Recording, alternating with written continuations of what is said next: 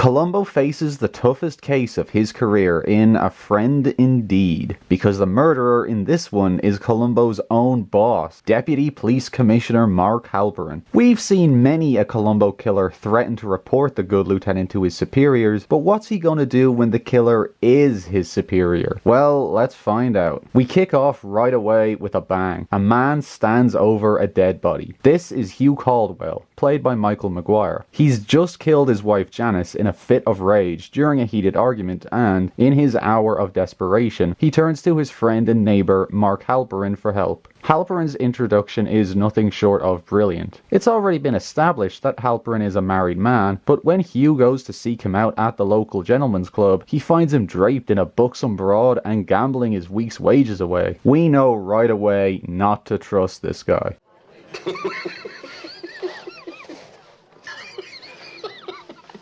Halperin sees an opportunity to take advantage of the situation, so agrees to help his buddy Hugh out, leaving him at the club while Mark sneaks back to the Caldwell house. I guess it won't hurt to have another one. He arranges the scene of Janice's death to look like a burglary gone wrong, and makes sure to call Hugh at the club and poses Janice on the phone, giving Hugh an unbreakable alibi. Mark then heads home and puts on a play for his wife Margaret, claiming to see a man running from the Caldwell house in dark clothing. When he calls the police, Halperin makes his first mistake by specifically asking for Columbo. No, I was just trying to figure out how you knew that the woman was already dead. Halperin's second mistake was in attempting to establish a false time of death. See, the maid had cleaned everything in the house earlier that day, meaning nothing would have any fingerprints on it. Had Janice really been speaking to Hugh on the phone that evening, her fingerprints should have ended up on the phone. Halperin says the killer must have simply used the phone themselves at some point, then wiped it down. But why worry about fingerprints if the killer was wearing gloves, which he must have been since there were no fingerprints left anywhere else in the house? Ergo, Janice may have already been dead by the time of the supposed phone call. Halperin holds a press conference where he pins the crime on the Bel Air burglar, a cat burglar who has struck several times in the neighborhood recently. None too happy to hear about this is the real Bel Air burglar himself, ex-con Artie Jessup. Check out Artie's fence. This guy's fucking awesome. There's an entire spin-off show about this guy just waiting to be made. Get on it, Universal. Come on.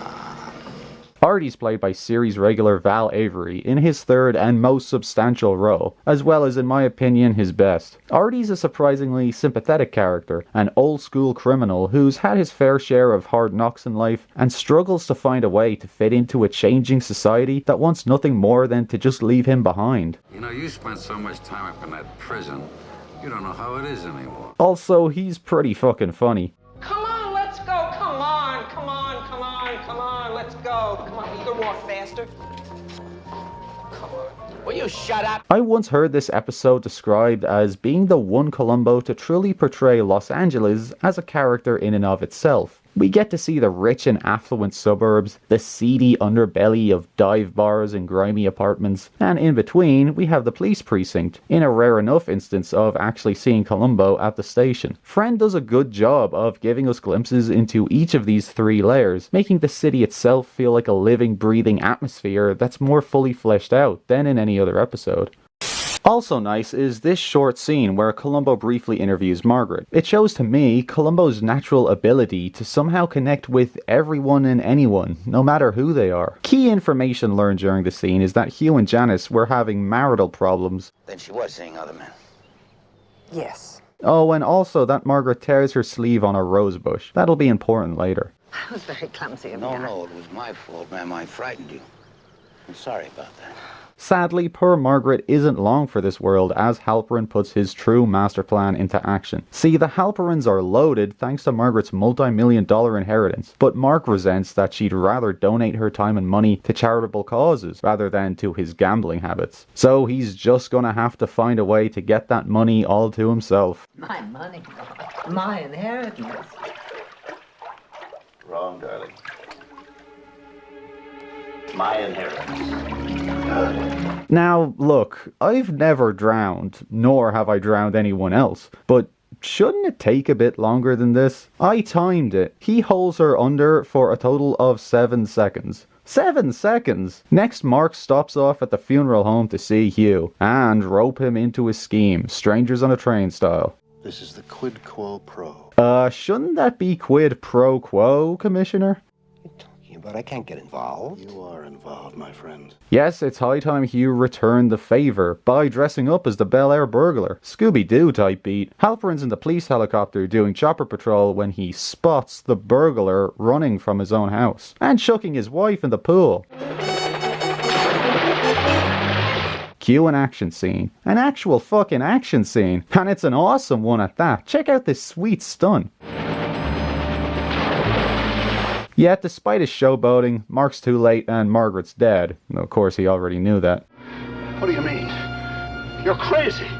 She's going to be all right. Get an ambulance! By the way, I counted again. This time Margaret spends 30 seconds underwater, and there's another 10 seconds before she's pulled completely out of the pool. That's a total of 40 seconds. Better than 7, I guess, but still, is it possible to drown that fast? Apparently, this was the first scene that they shot with Halperin's actor Richard Kylie and Margaret's actress Rosemary Murphy together, and they hadn't actually met beforehand. So they filmed a scene where Kylie yanks Murphy out of the water and even tries mouth-to-mouth resuscitation, and only once the camera stopped rolling did Kylie offer his hand and say, "How do you do? I'm Richard Kylie." That's pretty fucking cool. And hey, let's talk about Richard Kylie. Damn if this guy ain't one smooth criminal. Right down to his devilish goatee, this guy is one of the most ruthless villains of the whole series. Up there with the likes of Dr. Keppel, Dr. Mayfield, and Dr. Kingston. Oh wait, Dale Kingston wasn't a doctor. I got a little carried away there. Anywho, Mark's clearly been planning to bump off his wife for a while, and the way he jumps on such an opportunity so quickly is bone-chillingly evil.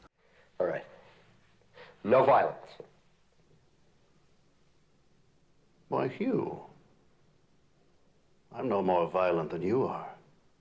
Kylie also possesses the necessary air of authority required to make Halperin believable as the Commissioner of Police, which makes him even more sinister. Because what makes him a truly great villain is that Halperin is everything Columbo is not, representing the dark side of the police force.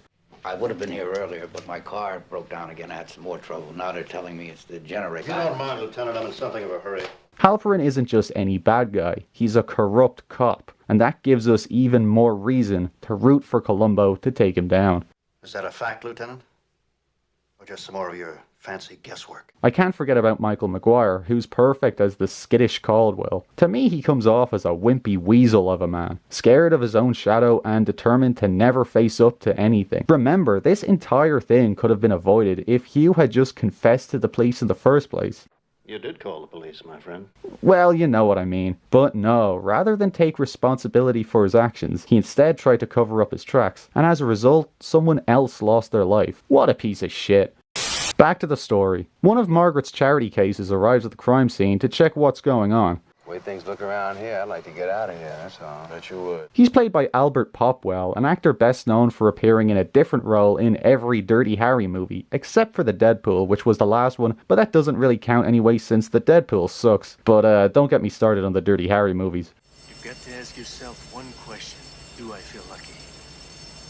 Well, do you, punk?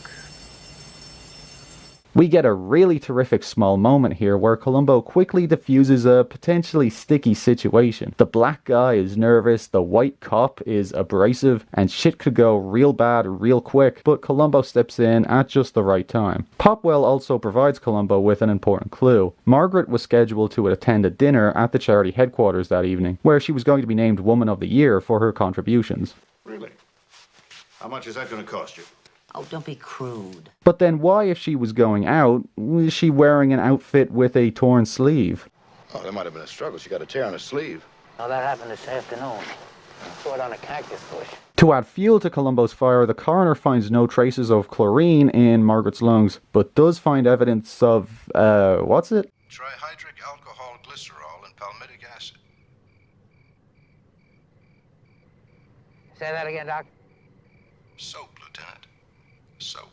Columbo presents his theory to Halperin that these crimes were not the work of a burglar, but of someone who wants it to look like that of a burglar. Halperin, of course, just tells him to fuck off, wanting him to pursue the burglar angle more forcefully, and even pairing Columbo up with his opposite number in the robbery division, Lieutenant Duffy, played by John Finnegan. Bet you were wondering when I was going to talk about this guy. John, or J.P. Finnegan, is yet another recurring bit player, a la Val Avery or Fred Draper, who first appeared in the season 1 finale Blueprint for Murder. He was also in in The Most Dangerous Match and showed up again in Lovely But Lethal as a police sergeant who seems to have walked in off the set of a 1940s gangster movie. Hey, maybe it was Murder Inc. Like many recurring cast and crew of the show, Finnegan was a good friend of Peter Falk's, appearing with him in several of John Cassavetes' films. Another frequent collaborator and friend of Falk and Cassavetes was actor Ben Gazzara, who directed A Friend Indeed.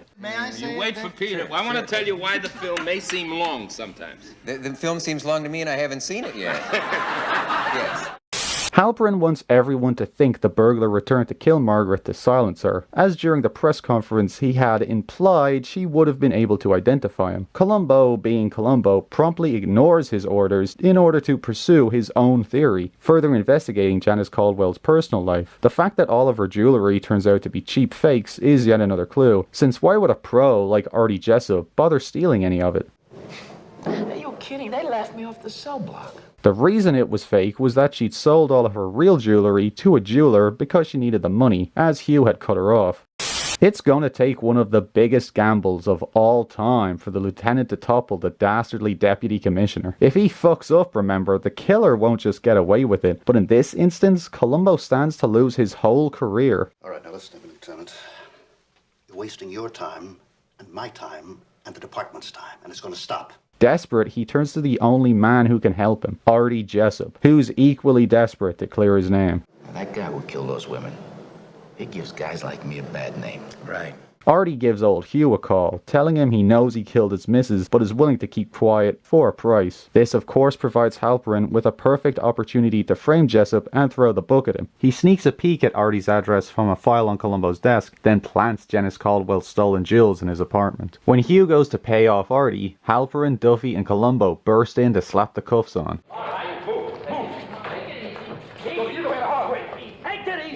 Armed with a search warrant, Halperin heads straight to the apartment to have the place searched.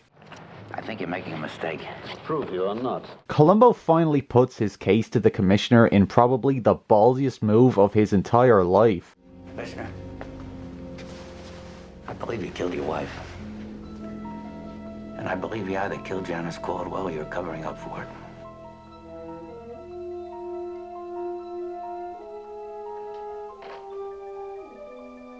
You just lost your badge, my friend. Looks like Artie's done for though when Duffy stumbles onto the jewels. Until... Commissioner Halpin says he found those jewels under your mattress. That's crazy. You're a liar. Hey, I don't even live here. That's right, this isn't Artie's place. What? Whose place is it, Lieutenant? He doesn't live here. I live here. What? I haven't lived there long. Just moved in. You see, the apartment was vacant for 3 weeks. I just signed the lease. What? The file on the desk that Halperin saw was in fact a mock-up made by Columbo, with the fake address included. Only one person beside myself knew this address. That was you, sir.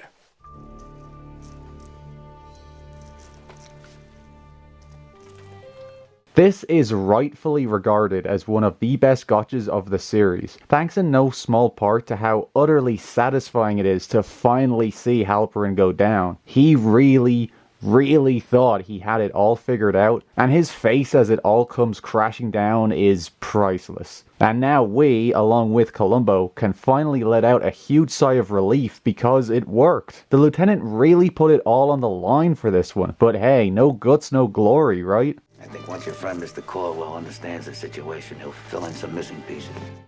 A Friend Indeed is one of the show's best episodes. It has one of the best villains, best supporting characters, best endings, some of the best clues, and it's got that sick helicopter stunt. It puts Columbo in a unique and unenviable position that really amps up the tension in a way that can't quite be recreated in any other episode. It shows us a side to the city that we don't usually get on this series, and it's a perfect finale to the phenomenal third season. As the credits roll, you really feel that you've witnessed an epic. And that's definitely how I'm going to feel when I finally finish editing this thing. That's what you think! I don't know when Season 4 will be out. It'll probably take a while. I'd appreciate your patience, and as always, I appreciate your support. So, until next time.